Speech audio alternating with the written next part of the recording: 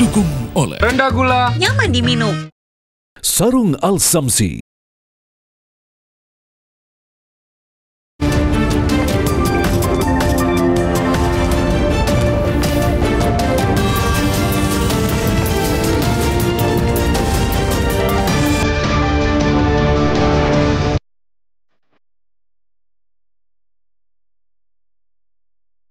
Hujan deras yang melanda Jakarta dari sore tadi menyebabkan banjir di sejumlah lokasi.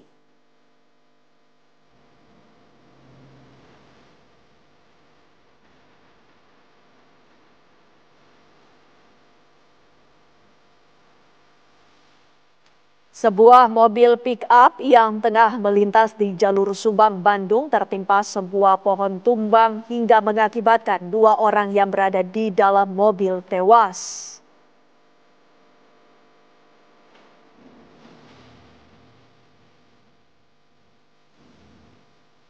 Assalamualaikum warahmatullahi wabarakatuh. Selamat malam pemirsa. Selain 2 cuplikan di atas tadi, kami juga akan menghadirkan beberapa kabar lainnya. Untuk mengetahui perkembangan informasinya selengkapnya akan kami sajikan di kabar utama bersama saya, Windy Wellingtonia.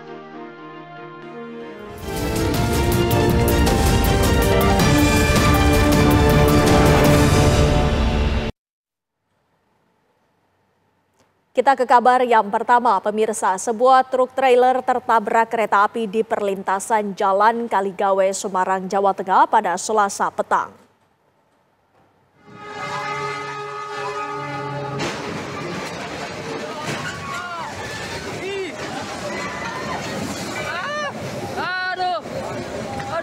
Pemirsa, inilah video amatir detik-detik truk trailer yang berada tertemper kereta api di perlintasan Kaligawe, Semarang.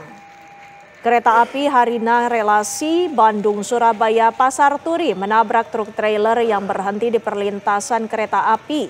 Sebelum tertabrak, truk sudah masuk perlintasan dan berhenti di atas rel kereta api karena lalu lintas di depannya sempat tersendat.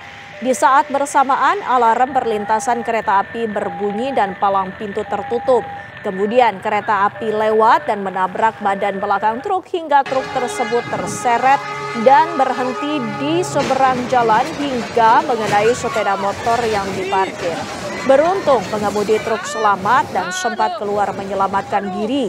Kereta api sempat tidak bisa melanjutkan perjalanan dan harus ditarik kembali ke stasiun Tawang untuk mengganti lokomotif dan kereta pembangkit. Hingga malam ini perjalanan kereta api yang melintasi perlintasan kereta Kaligawe sudah normal kembali.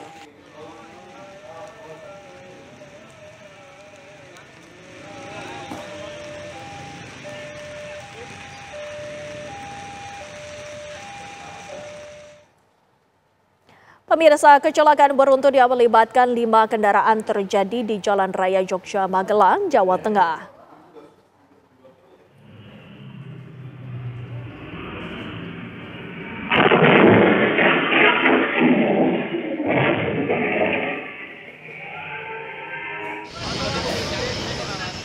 Sebuah dump truck diduga mengalami remblong dan menyeruduk 4 buah mobil yang berada di depannya saat berhenti di lampu merah Desa Belondo, Kecamatan Mungkit. 2 orang mengalami luka-luka. Bahkan salah satu korban sempat terjepit badan mobil dan harus dievakuasi oleh tim dari Basarnas Unit Borobudur, Damkar dan dibantu aparat kepolisian. Setelah berhasil dievakuasi, korban pun dilarikan ke Rumah Sakit Umum Daerah Tidar, Kota Magelang.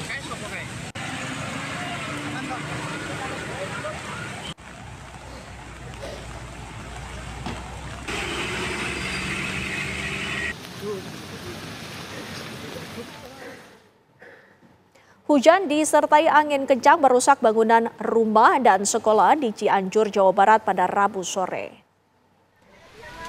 Selain merusak bangunan rumah dan sekolah di Kecamatan Mande dan Kecamatan Karangtengah, hujan deras dan angin kencang juga menumbangkan belasan pohon di Jalan Raya Bandung, Kecamatan Karangtengah, Cianjur, Jawa Barat. Kondisi ini membuat warga panik. Beruntung musibah ini tidak menimbulkan korban dan pemilik rumah berhasil menyelamatkan diri saat hujan disertai angin kencang melanda.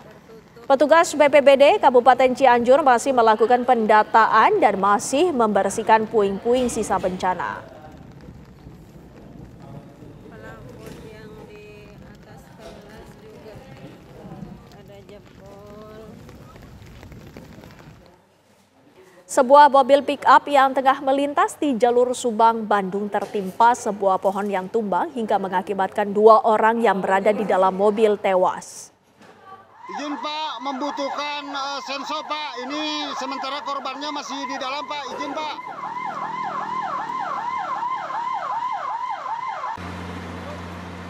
Pemirsa, pohon besar jenis sopsi ini tumbang saat terjadi hujan deras dan angin kencang di wilayah selatan Ciater, Kabupaten Subang, Jawa Barat. Pohon yang tumbang menimpa mobil pick-up yang tengah mengangkut buah nanas.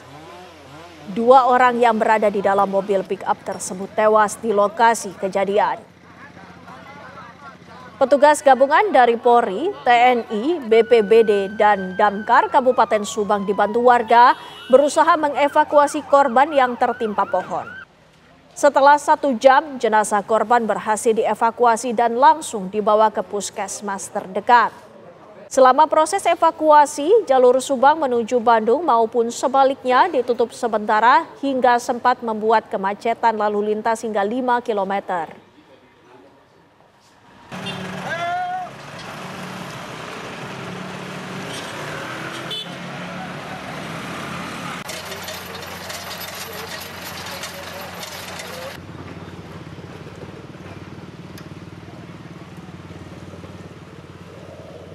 Izin Pak, membutuhkan sensor Pak. Pemirsa, sejumlah wilayah di Jakarta terendam banjir imbas hujan yang melanda sejak sore hingga malam ini. Dan untuk mengetahui informasi terbaru mengenai banjir tersebut, kita sudah terhubung dengan reporter TV One. Ada Yolanda Caniago di Cipinang dan Dava Akbari di Mangga 2, Jakarta. Pertama, kita akan tanyakan bagaimana informasi terkini di Cipinang. Langsung saja kita sapa Yolanda, silakan. Baik, selamat malam Windy dan juga pemirsa. Ini jika dapat saya mengabarkan langsung dari salah satu titik wilayah Jakarta yang menjadi banjir akibat terjadi derasnya hujan sejak sore tadi. Dan ini jika dapat saya kabarkan Windy dan juga pemirsa, banjir di Jalan Bujana Tirta 6 ini sendiri tadi mencapai ketinggian 40 hingga 60 cm atau setinggi paha orang dewasa, di mana ini tadi sempat ditutup begitu jalan di depan Jalan Bujana ini sendiri, mengingat memang banjir yang cukup tinggi sehingga membuat beberapa kendaraan tidak dapat melintas begitu. Jadi warga sekitar ini berinisiatif untuk menutup jalan agar tidak dilewati oleh beberapa kendaraan. Namun ini jika dapat saya gambarkan begitu Windy dan juga pemirsa, ini masih ada beberapa warga yang memang melintasi jalan ini sendiri. Ini jika dari keterangan warga setempat, memang wilayah ini kerap kali terjadi banjir akibat adanya sungai buatan dan juga kali yang kerap kali meluap begitu jika terjadi hujan deras di wilayah Bujana Tirta 6 Cipinang, Jakarta Timur ini sendiri. Namun hingga saat ini dari pantauan saya dan tim di lapangan, memang belum melihat warga yang mengungsi. Warga masih melakukan aktivitasnya seperti biasa meskipun hujan terus turun hingga malam hari ini. Ini jika dapat Anda lihat di layar kaca Anda dari juru kamera saya, Muhammad Ishak, ini memperlihatkan bagaimana situasi terkini di Bujana Timur yang tergenang banjir sejak pukul 6 sore hari tadi. Ini memang banjirnya ini debit air banjir ini bertambah secara perlahan begitu, mengingat memang hujan deras terus terjadi, Windy dan juga pemirsa, sehingga menambah ketinggian dari banjir di wilayah ini sendiri. Namun meskipun banjir lumayan tinggi 40 hingga 60 cm, warga masih berlalu lalang begitu menggunakan kendaraannya. Namun tidak sedikit pula ada kendaraan yang mogok akibat terendam air banjir ini sendiri. Tadi saya juga sempat berbincang bersama salah satu warga yang tinggal di daerah sini yang mengatakan memang Bujana Tirta ini kerap kali terjadi banjir, mulai dari tempat saya mengabarkan hingga ke simpang atau perempatan yang berada di ujung jalan dari jalur ini sendiri. Dan hingga saat ini juga meskipun curah hujan terus turun, namun banjir pada wilayah Bujana Tirta ini sendiri berangsur surut. Bahkan tadi di tempat saya mengabarkan ini, Windy dan juga pemirsa, ketinggiannya mencapai betis atau sekitar 30 hingga 40 cm orang dewasa. Namun saat ini sudah perlahan surut. Sementara demikian, Windy dan juga pemirsa, kembali ke studio. Ya, baik. Apakah kondisi di Mangga 2 juga masih tergenang banjir? Kita akan langsung tanyakan kepada Dava. Silakan, Dava. Saat ini saya sedang berada di mana banjir Gunung Sahari, Pademangan, Jakarta Utara. Untuk saat ini genangan masih ada, namun berangsur surut yang tadinya bervariasi ketika mulai dari 20 hingga 40 cm, namun untuk saat ini diperkirakan sudah berangsur surut hingga 10 cm. Hingga saat ini lalu lintas sudah kembali normal, yang sebelumnya memang mengalami kemacetan dikarenakan ketinggian banjir ini membuat sejumlah sepeda motor ini mengalami kemacetan, mengalami mati mesin. Nah, sehingga tadi dapat petugas kepolisian mengalihkan lalu lintas yang arah Gunung Sahari menuju Senen ini dialihkan ke Jalan R.E. Marta Dinata. Hingga saat ini petugas dari Suku Dinas Sumber Daya Air sudah berada di lokasi untuk mengurai ketinggian banjir agar benar-benar masih bisa dilewati. Tadi yang tadinya hanya bisa dilewati oleh kendaraan besar, namun untuk saat ini sepeda motor, kendaraan roda 4, mobil, dan truk besar sudah dapat dilalui. Terima kasih Dava Akbari, dan sebelumnya ada Yolanda Caniago mengabarkan dari masing-masing titik. Selamat bertugas kembali. Pemirsa, sejumlah wilayah di Jakarta terendam banjir imbas hujan yang melanda sejak sore hingga malam ini. Kendaraan roda 2 mogok.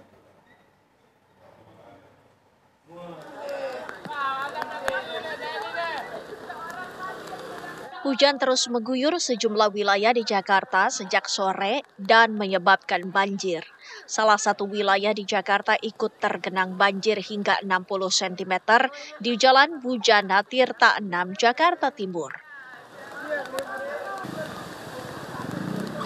Banjir menggenang wilayah permukiman warga yang membuat sejumlah kendaraan yang melintas mogok dan harus putar balik. Warga sekitar memilih untuk menutup jalan dan mengarahkan pengendara yang lewat untuk menggunakan jalur alternatif lainnya. Dari keterangan warga, wilayah Bujana Tirta 6 seringkali tergenang banjir jika hujan turun secara terus-menerus.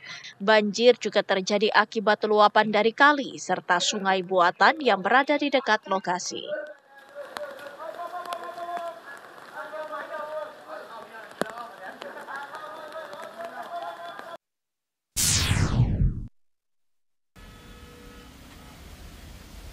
Imbas hujan deras yang mengguyur wilayah Jakarta, Jalan Gunung Sahari Pademangan, Jakarta Utara terendam banjir Rabu malam.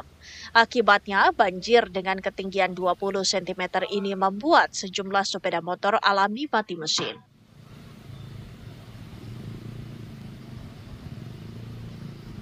Hujannya, hujan angin. Langsung banjir ya situ, Pak? Langsung banjir situ? Iya, banjir lah. Tinggi tadi? Biasanya enggak, cepet banget itu. Tinggi tadi banjir ya, Pak? Tinggi. Hampir sedengkul. Ini motor mogok? Mogok.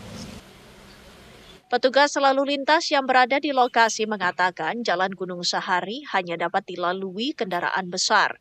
Sementara untuk kendaraan roda 2 yang akan menuju ke arah Senen, Jakarta Pusat, dialihkan ke Jalan R.E. Marta Dinata. Dari Mangga 2 dialihkan ke arah ke R.E. Marta Dinata. Kalau yang motor, kendaraan besar, Transjakarta bisa melalui.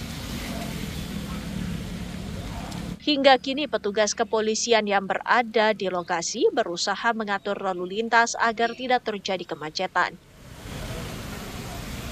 Dari Jakarta, Yolanda Caniago, Muhammad Ishak, dan Dava Akbari, TV One mengabarkan. Pemirsa, polisi melakukan prarekonstruksi kasus penganiayaan yang dilakukan seorang ibu hingga menewaskan anak tirinya di Rawapanjang, Kabupaten Bogor, Jawa Barat. Kami akan hadirkan informasinya sesaat lagi.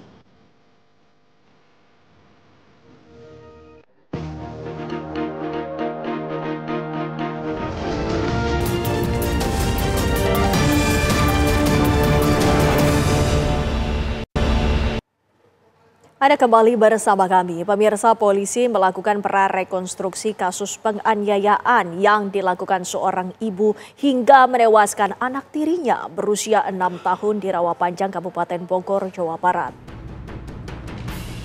Prarekonstruksi dilakukan secara tertutup oleh Kepolisian Resor Metro Depok di tempat kejadian perkara.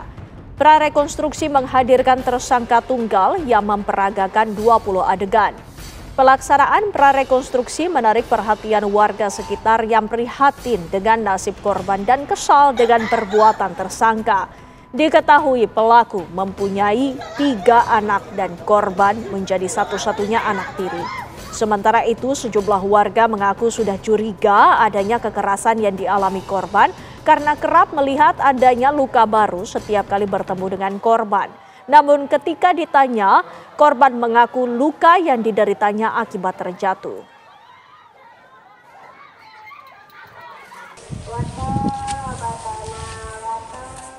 Kalau saya datang layar, saya nggak ngeliat mukanya. Tapi ada tetangga saya yang ngeliat itu mukanya pada lebam, pada biru-biru. Saya cuma ngeliat kakinya doang. Sedangkan itu pas ngeliat juga bajunya belum dibuka, masih pakai baju yang semalam gitu. Terus juga dia setiap hari itu ada aja luka-luka yang di bibir, yang di mata, yang di jidat, yang di kepala, pada benjol gitu. Jadi warga setiap hari sering ngelihat kondisi si anak begitu ya, pada apa namanya ya? Udah pada curiga, cuman kita emang lagi selidiki diam-diam. Kita taunya udah meninggal. Belum ada bukti. Belum bukti jelas gitu. Sedangkan dia di rumah itu nggak pernah dengar nangis gitu, kejer atau apa. Kita nggak tahu kalau di dalam gitu ya. Pernah nanya nggak sih Bu sama anaknya? Pernah, kenapa? Ditanya, kamu kenapa itu kok pada benjol, kataku gitu. Terus kata dia, gini, itu aku jatuh dari kamar mandi, aku kejedot gitu. Alasan nggak pernah ngaku ya Bu ya? Alasan tuh anak. Padahal ternyata dipukulin sama ibunya ya, baru tahu saya juga. Ternyata itu juga ibu tiri, bukan ibu kandung. Oh, sebelumnya warga nggak ada yang tahu nggak kalau tahu. ibu tiri itu? Nggak ada yang tahu. Pas ngelawat kemarin juga kita baru tahu ternyata ibunya juga udah meninggal. Kasus selebgram Lisa Mariana telah memasuki babak baru, yaitu penetapan tersangka Lisa atas pencemaran nama baik terhadap mantan Gubernur Jawa Barat Ridwan Kamil. Namun pihak Lisa Mariana tetap bersikeras dan tak ingin mengemis damai dengan Ridwan Kamil pasca serangkaian penyidikan yang dilakukan oleh pihak kepolisian.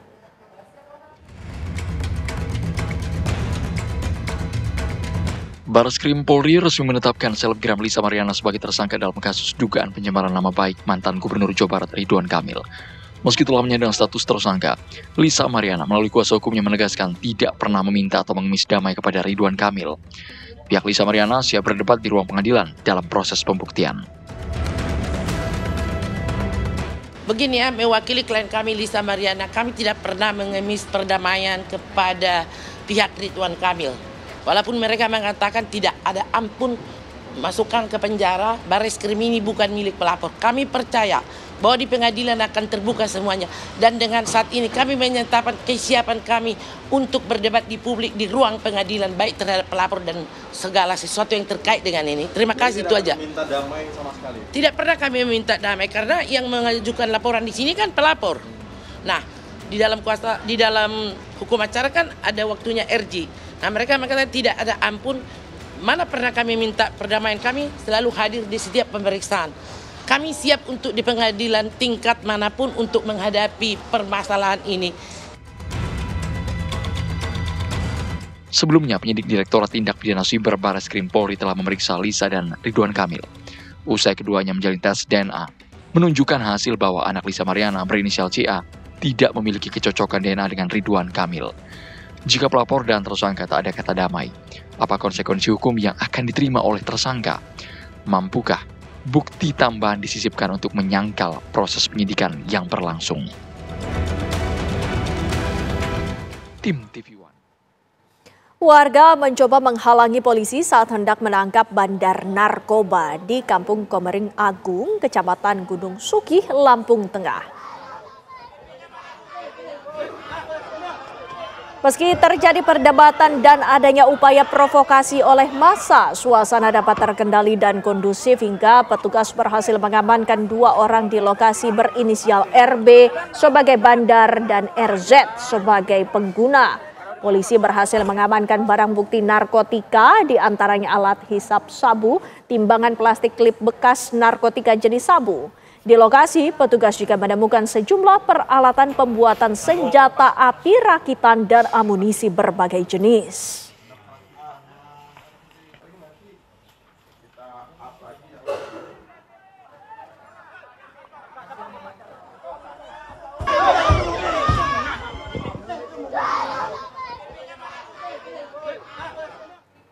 Dua orang sopir angkutan desa terlibat cekcok dengan pengendara mobil di tepi jalan Desa Tanjung Agung, Banyuasin, Sumatera Selatan. Sesaat lagi kami kembali.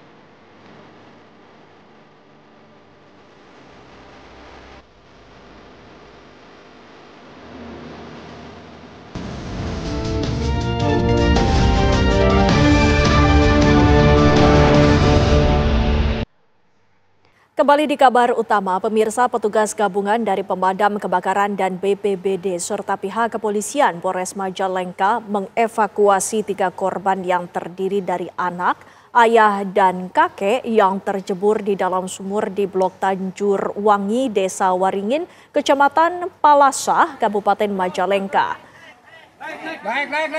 Evakuasi para korban ini berlangsung dramatis. Sang anak tercebur karena mencari mainannya.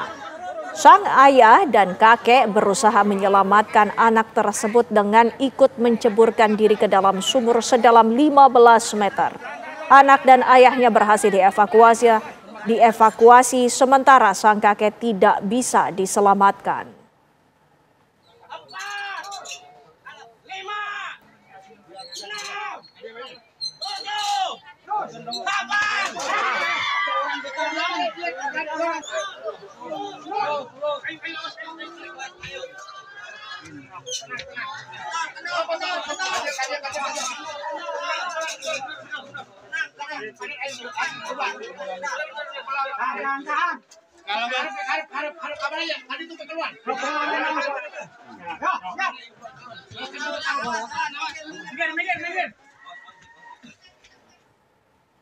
Pemirsa, bentrokan antara warga dan petugas keamanan perusahaan sawit di Rokan Hilir Riau menimbulkan korban luka.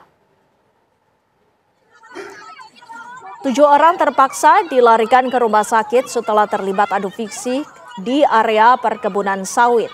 Terdiri dari 5 warga dan 2 petugas keamanan perusahaan. Keributan terjadi saat sekelompok warga kembali masuk ke lahan perusahaan untuk memanen sawit tanpa izin. Keributan pun tak terelakkan saat petugas keamanan perusahaan mencoba menghalangi aksi tersebut. Pasca bentrokan, Polsek Bagan Sinembah bersama personel Polres Rohil langsung diterjunkan ke lokasi untuk mencegah konflik susulan.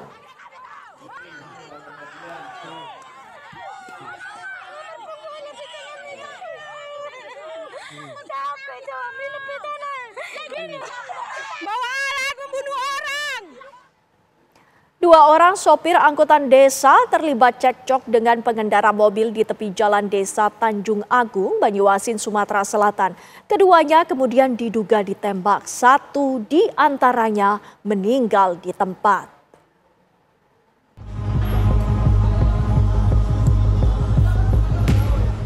Warga Desa Tanjung Agung, Kecamatan Banyuasin ini digegerkan oleh adanya dugaan peristiwa penembakan yang menyebabkan 2 sopir angkutan desa diduga tertembak dan 1-nya tewas di tempat. Kejadian bermula di SPBU Limau, Sembawa saat korban dan pelaku terlibat cekcok karena saling serobot antrian bahan bakar. Pertengkaran berlanjut di Jalan Lintas Timur Palembang, Betung. Kedua kendaraan terlibat aksi saling kejar sebelum berhenti di tepi jalan Desa Tanjung Agung. Tak lama kemudian terdengar suara letusan senjata api sebanyak 3 kali.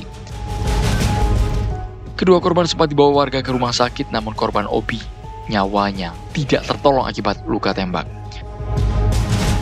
Dalam waktu kurang dari 24 jam, polisi pun berhasil menangkap 3 pelaku. Untuk tersangka kita disangkakan pasal 340, 338, dan 170 KUHP. Pihak keluarga korban berharap pelaku mendapatkan ganjaran setimpal. Dari Banyuasin, Sumatera Selatan, Syamsul Rizal, TV One mengabarkan.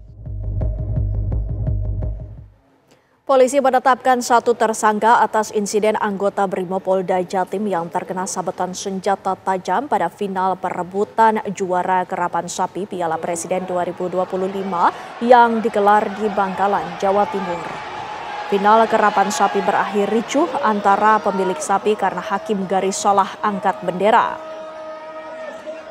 Puluhan orang berusaha merangsek masuk hendak memprotes keputusan wasit. Saat itulah anggota Brimopolda Jatim, Barada Alvin Adam, yang melakukan pengamanan terluka karena terkena sabetan senjata tajam jenis celuri.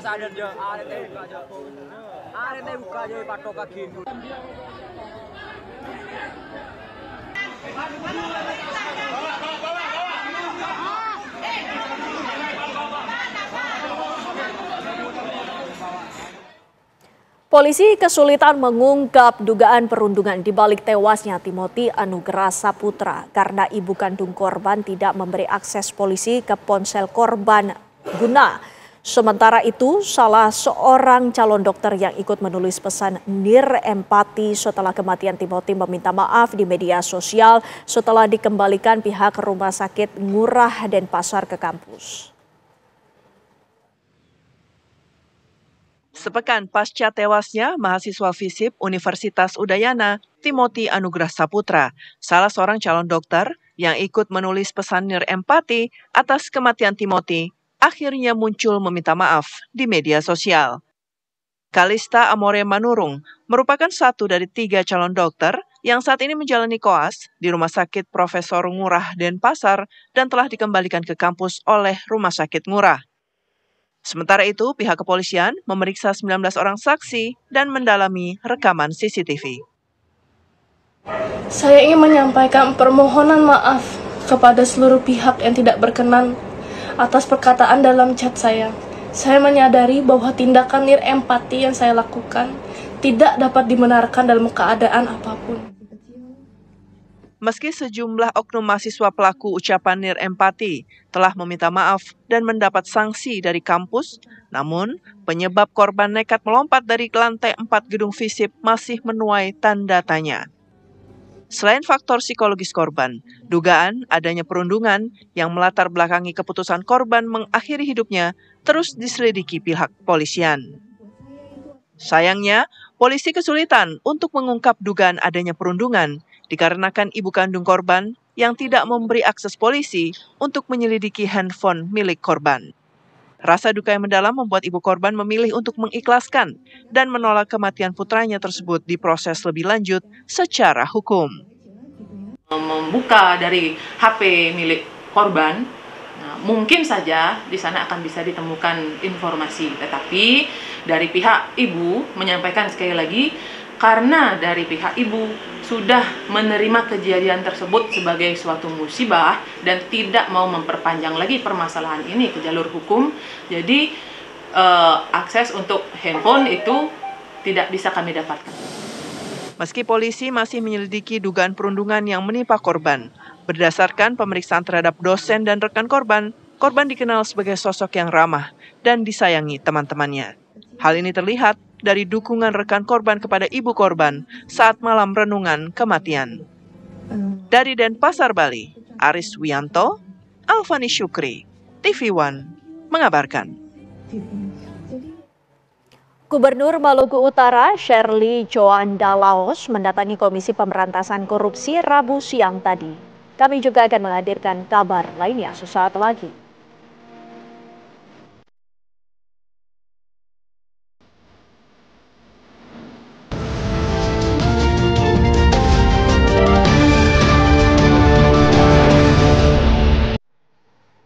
Pemirsa, Gubernur Maluku Utara Shirley Joanda Laos mendatangi Komisi Pemberantasan Korupsi Rabu siang tadi. Kedatangan sang gubernur di Gedung Merah Putih adalah untuk melakukan konsultasi terkait pencegahan korupsi di daerah Maluku Utara yang masih berada di zona merah.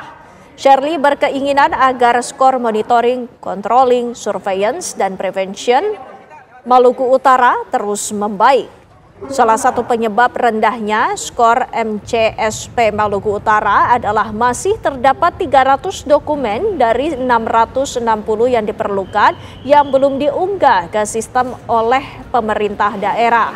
Gubernur Maluku Utara ini menargetkan seluruh proses penginputan dokumen akan selesai sebelum batas waktu tanggal 30 November mendatang.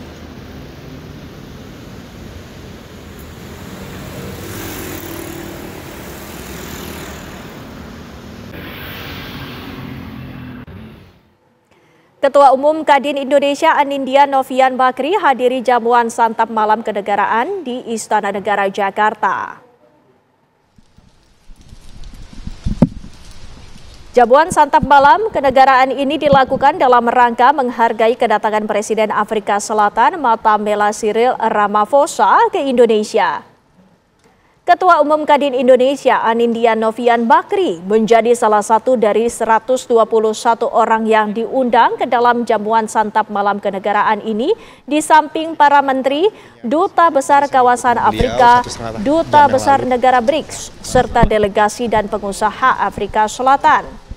Anindya menilai momen kunjungan ini dapat menjadi peluang untuk mempererat hubungan ekonomi antar kedua negara khususnya dalam bidang perdagangan dan investasi.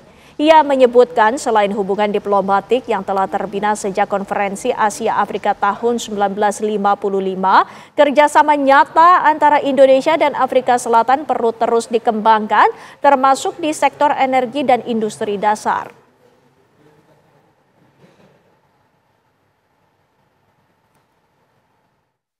Presiden, tadi saya baru bertemu beliau 1,5 jam yang lalu bicara mengenai kerjasama antara Afrika Selatan dan Indonesia yang punya sejarah sangat panjang dari konferensi Afrika Asia Afrika tahun 55 ya. Jadi saya rasa hubungannya baik, trade kita juga lumayan bisa ditingkatkan.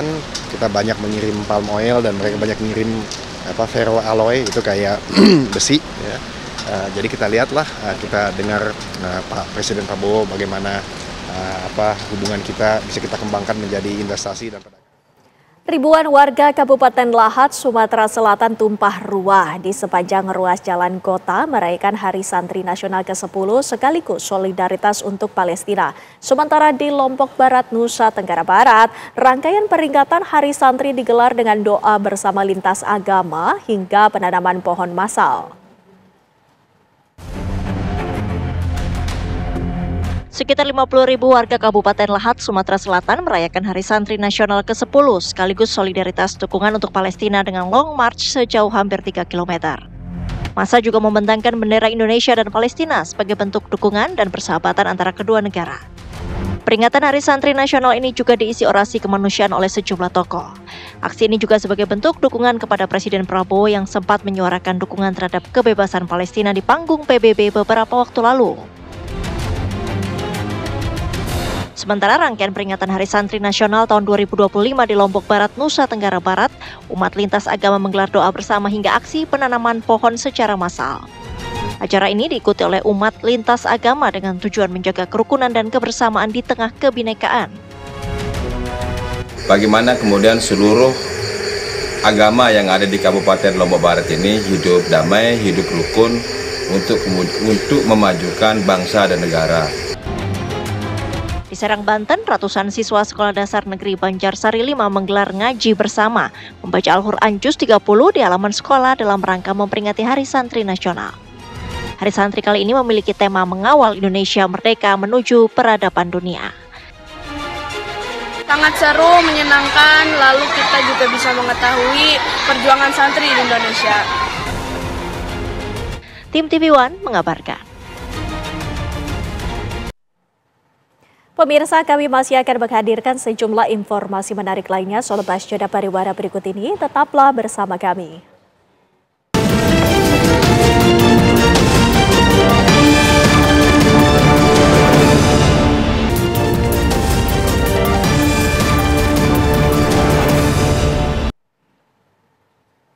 Terima kasih Anda tetap bersama kami. Pemirsa, kebakaran melanda sebuah restoran bakso di kawasan Senayan, Jakarta Pusat Rabu siang. Kepulan asap tebal keluar dari celah atap genting bagian dapur. Peristiwa terjadi saat pegawai restoran tengah memasak dan mengetahui ada kebocoran pada 2 tabung gas.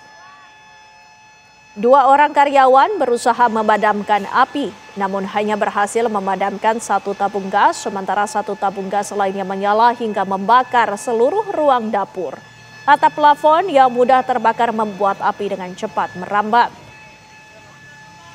Pegawai yang berusaha memadamkan api tersebut mengalami luka bakar dan langsung dibawa ke klinik terdekat. Water cannon dari kepolisian yang berada di lokasi sempat melakukan penyemprotan namun tidak bisa memadamkan api. Api baru bisa dipadamkan setelah 4 mobil damkar dikerahkan ke lokasi. Dugaan sementara kebakaran ini dipicu kebocoran pada regulator gas.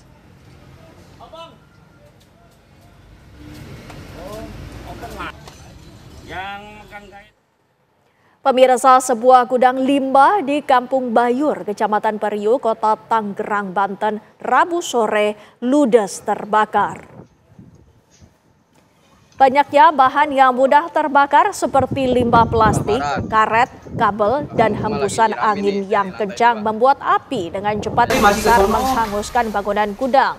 Sumber api diduga berasal dari hubungan arus pendek listrik dari dalam gudang yang kondisinya sedang tidak ada aktivitas. Menurut Kepala Bidang Kedaruratan dan Logistik BPBD Kota Tangerang Andia Suherlandia Rahman, selain korsleting listrik, cuaca panas juga mendapat menjadi pemicu karena banyaknya bahan yang mudah terbakar. Untuk kondisi dan situasi sudah menghijau, tinggal pendinginan saja. Kondisi aman terkendali. Pemirsa, beragam peristiwa telah mengemuka sepanjang hari ini dari penjuru tanah air dan mancanegara. Kami hadirkan sebagian di antaranya dalam kilas kabar berikut ini untuk Anda.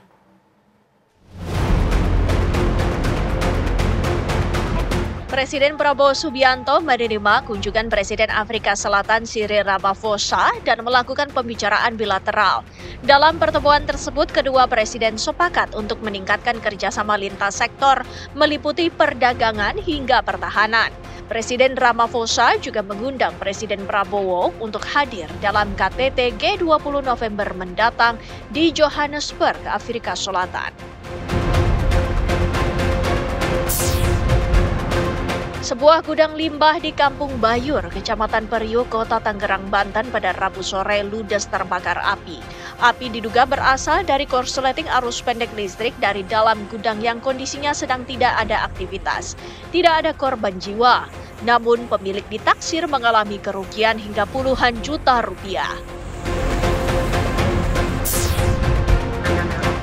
Sebanyak 97 warga Indonesia diduga terlibat kericuhan saat berusaha melarikan diri dari perusahaan penipuan online di kota Cheritum, Provinsi Kandal, Kamboja.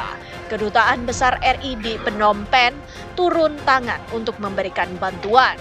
Dari 97 WNI tersebut, 86 ditangkap aparat kepolisian setempat, sementara 11 WNI lainnya dirawat di rumah sakit. Kabar tadi sekaligus penutup perjumpaan kita pada malam hari ini. Mewakili kru yang bertugas, saya Windy Wellington yang pamit undur diri. Terima kasih atas perhatian Anda. Selamat malam. Sampai jumpa.